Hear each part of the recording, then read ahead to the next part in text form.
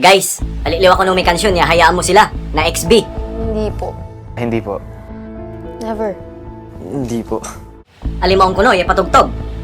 Hindi mo naman siya kailangan subukan para malaman kung masama ba siya talaga. Antoy na ibagay oy. Nanindilit na YouTube may music video da oy. Ang dami nang nasirang buhay dahil dun. Marami pa akong pangarap sa buhay na gusto ko to pa rin lahat. Ah, pangarap mo na kay iba araw ah. Sa akin, wala talagang magandang maidudulot yun. Parad sika. Alimaong patugtog. Easy to say no pag alam mong masama. 10 layan to pa. Kailangan lang ko nun i-delete yan kansyon. Wag. Wag. Wag. Wag. Wag. Wag. Huwag mong subukan. Masisira ang buhay mo. President, interview la ba man president? Idol ko pa mo. So, XB? XB Jinsan?